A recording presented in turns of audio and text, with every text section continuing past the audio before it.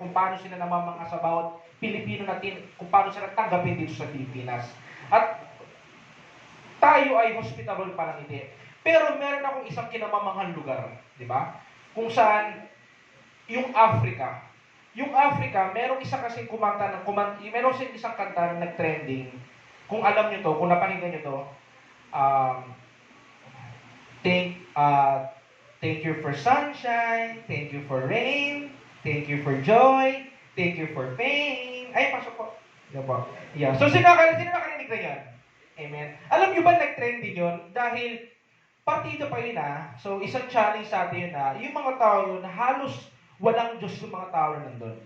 Kasi yung lugar na yun ay remote island. So, sabihin, wala masyadong lugar na pasyalan, hindi pinupuntahan ng tao, kumbaga tinuturing na Africa ay isla.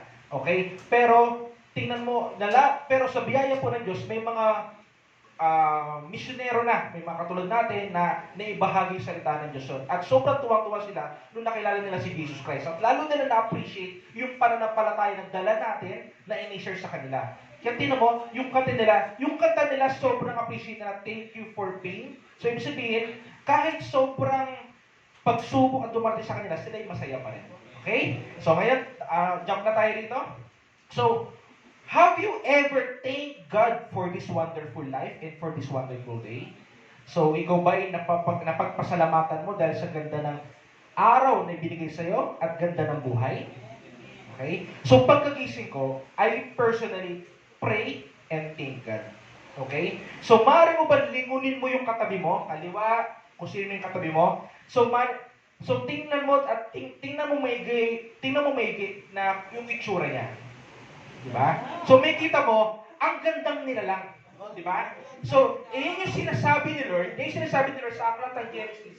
Sa aklat ng Genesis na lalangin natin ang tao na ayon sa ating kalarawan at sa ating kamukha, kawangis. Amen? So, isipin mo kahit samot-saring problema ang kinakaharap niyan, nananatili pa rin nakatayo, lumalaban, at nakikinig ng salita ng Diyos. Amen? So, I am so very proud po sa bawat isa sa inyo. So ngayon, nandito ka kasi lumaban ka. Okay?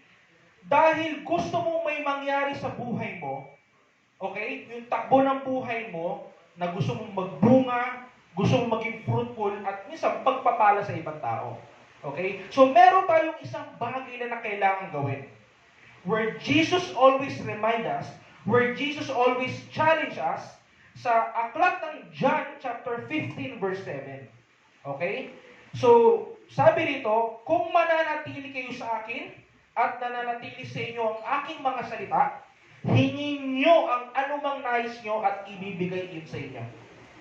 Amen? So, ulitin ko lang kung mananatili daw tayo sa Kanya at mananatili daw siya sa atin, lahat daw ng ating anumang naisin ay Kanyang ipagkakaloob.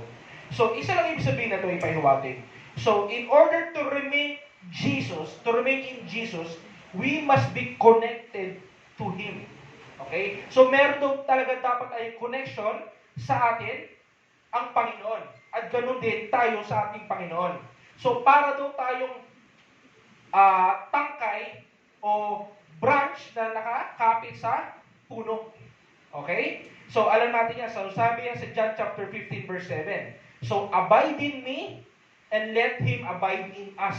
Okay? So, we may achieve this connection. So, sabi daw dito, magaganap lamang daw itong connection na to through His words.